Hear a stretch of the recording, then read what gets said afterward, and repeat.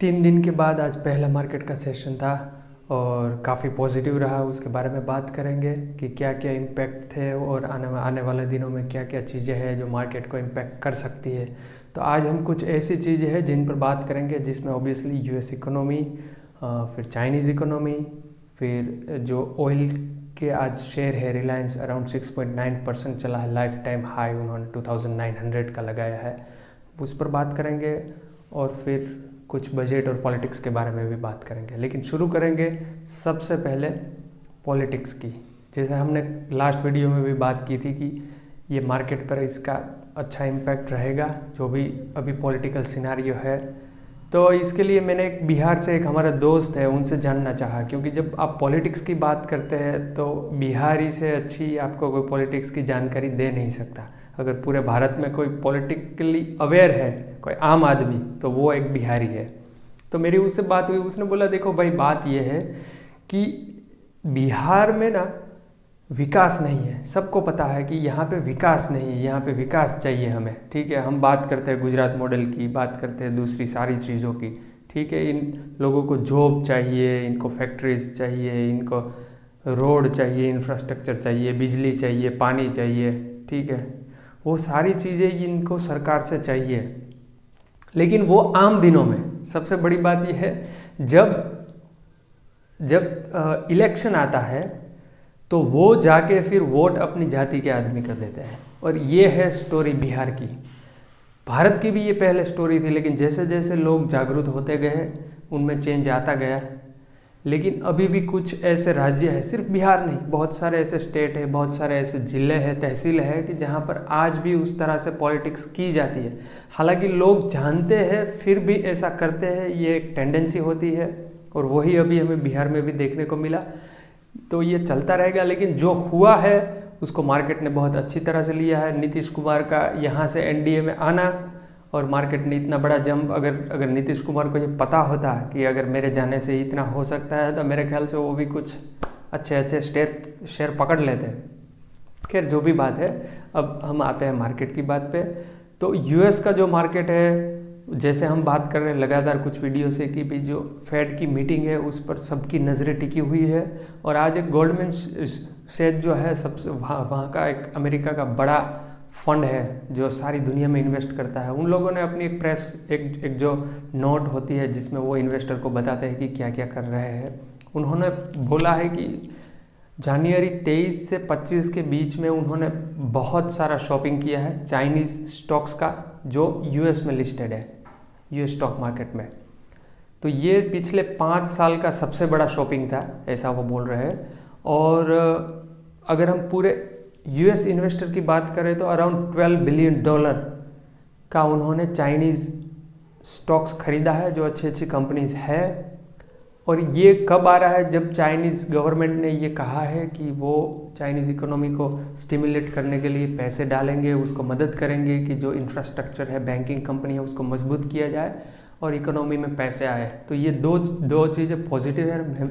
मेरे ख्याल से दुनिया पर इसकी असर पड़ेगी, और क्योंकि दुनिया पर पड़ेगी तो भारत पे ज़रूर पड़ेगी, क्योंकि हमारे पास में ही चाइना की इकोनॉमी अगर थोड़ी सी संभलेगी तो उसका असर दुनिया की इकोनॉमी पे, जो वर्ल्ड की इकोनॉमी पे, उस पर ज़रूर पड़ता है। और इसका इम्पैक्ट हमें भारत को भी देखने को मिलेगा, ठीक है। और इसके हिसाब से देख सकते हैं कि थोड़ा बहुत पॉजिटिविटी का अभी माहौल, जो नेगेटिव थे, मतलब पॉजिटिविटी नहीं बोल सकते, जो बेरिश हो रहा था माहौल, सेंटिमेंट, वो थोड़ा अभी सुधर रहा है ओवरऑल, ठीक है। अभी भी ये नहीं कह सकते कि सब पूरे मतलब पॉजिटिव है, यहाँ से एकदम ऊपर ही जाएगी सब चीज़ें। तो ये एक अच्छी खबर कह सकते हैं एक इन्वेस्टमेंट पर्सपेक्टिव से आपके लिए, हमारे लिए जो एक कॉमन इन्वेस्टर है, ठीक है। अब बात करेंगे रिलायंस की। रिलायंस आज मतलब एनर्जी स्टॉक लगे, specifically Reliance all time high लगाया है 2900 के आसपास, 6.9% का ग्रोथ। और उसका एक जो रीज़न था वो ये था कि कुछ रेड सी में हौथीस जो है उन्होंने अटैक किया था एक जो ऑयल का टैंकर था उसमें, और उससे ये स्पेकुलेशन होता है कि जो ग्लोबल ऑयल की सप्लाई चेन है उसमें डिसरप्शन होगा, प्रॉब्लम्स आएगी और उसका फ़ायदा हमारी जो इंडियन कंपनीज़ है उसको मिलेगा। तो उस स्पेकुलेशन में ये स्टॉक अच्छे चले। अभी हम बात करेंगे हमारी कि बजट को लेकर कैसे तैयारी की जाए।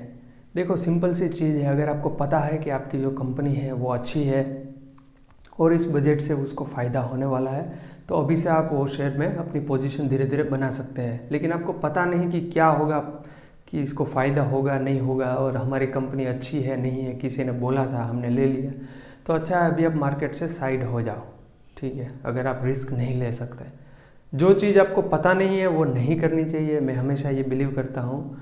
तो अगर आपको पता नहीं है कि आपके पास जो स्टॉक है वो कैसी कंपनी है, अच्छी है या नहीं है, तो आपको मेरे ख्याल से अभी के टाइम में जब तक कि ये ख़त्म नहीं हो जाता ये बजट का सेशन, तब तक थोड़ा आपको इन कैश हो जाना चाहिए, अपने पैसे वापस ले लेना चाहिए। या तो अभी आप डालना चाहते हो और पैसे, तो वेट करना चाहिए, एक बार बजट ख़त्म हो जाए, सारी चीज़ें क्लियर हो जाए। हालांकि आप कुछ मूव मिस कर सकते हैं, क्योंकि जो स्टॉक आप लेना चाहते हैं अगर बजट का इम्पैक्ट उस पर आने वाला है तो 5, 10, 20% हो सकता है चले जाए आगे यहाँ से, ठीक है, जब तक कि आप उसमें एंट्री कर पाए।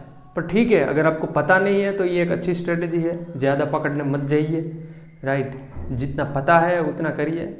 देखो शेयर बाजार में सिंपल सी चीज़ है, अगर आप रिस्क को कंट्रोल करना सीख गए ना तो पैसे तो अपने आप बन जाते हैं, कंपनी आपको पैसे दे देती है।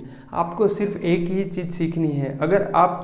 अगर मुझसे कोई पूछेगा कि अगर आपको शेयर बाजार में एक ही चीज़ सीखनी है, अगर मुझे पहले से सीखना है, कुछ पता नहीं है, तो वो कौन सी चीज़ होगी, तो मेरा आंसर ये होगा कि मैं पहले वो चीज़ सीखूंगा कि रिस्क को कंट्रोल कैसे करें, रिस्क को अवॉइड कैसे करें, या तो उसे मिनिमम कैसे करें, कि मेरा रिस्क अगर मैं अवॉइड नहीं कर सकता तो उसे कम से कम कितना किया जाए। क्योंकि एक चीज़ तो माननी पड़ेगी, मार्केट में रिस्क तो है ही, राइट। रिस्क के बगैर मार्केट नहीं है, या तो आपको एफडी करनी पड़ेगी बैंक में।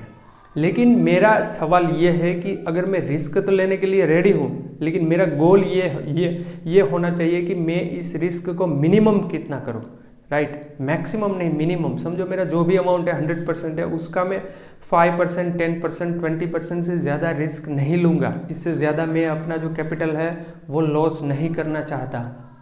तो इसके लिए मुझे ऐसे मार्केट में जब अनसर्टेनिटी हो, जब कोई बड़े इवेंट हो, अगर मुझे पता नहीं मैं क्या कर रहा हूँ, मेरे पास कैसी कंपनी है, उसका क्या इम्पैक्ट होगा, तो मुझे यहाँ से बचना चाहिए। कम से कम पैसे लगाना चाहिए ऐसी सिचुएशन में, और बाकी के पैसे मेरे पास रखने चाहिए, या तो कोई अच्छे से म्यूचुअल फंड है उसमें आप डाल दो, जहाँ पर ये इम्पैक्ट नहीं होगा, जो इंडेक्स बेस्ड जो फंड होता है।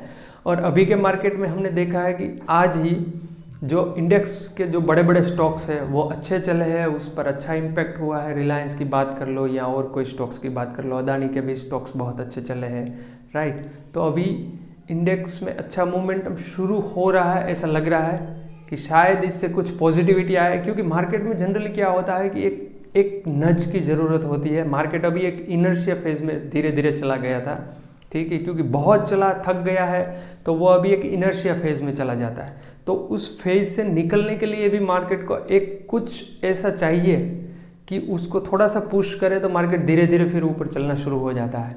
और मार्केट को क्योंकि चलाते हैं बड़े स्टॉक ही, अल्टीमेटली आप कुछ भी कह लो, तो जो बड़े स्टॉक थे वो अभी रुके हुए थे कुछ दिनों से। अब आज उसमें थोड़ी सी ऐसा आया है कि हाँ भाई चलो क्या बात हुआ, हम तो सो रहे थे, पता नहीं क्या हुआ, अब थोड़ा काम पे लगते हैं चलो। तो अब धीरे धीरे काम पे लगने शुरू हुए। तो अगर आपको कुछ पता नहीं है तो ये बड़े स्टॉक लो। देखो सिंपल सी स्ट्रेटजी है, निफ्टी 50 के जो स्टॉक है वो सेफेस्ट माने जाते हैं, ठीक है। जनरली ये कोई बाय सेल या ट्रेडिंग एडवाइस नहीं है इन्वेस्टमेंट की। कुछ भी करने से पहले अपने इन्वेस्टमेंट एडवाइज़र की सलाह ज़रूर लें, right. This is serious matter. तो बस यही चीज़ है। बाकी अगर आपके कोई क्वेश्चन है तो मुझे कमेंट में ज़रूर पूछें, हम अगले वीडियो में उसको एड्रेस करने की कोशिश करेंगे। आपके समय के लिए धन्यवाद, शुक्रिया, नमस्कार।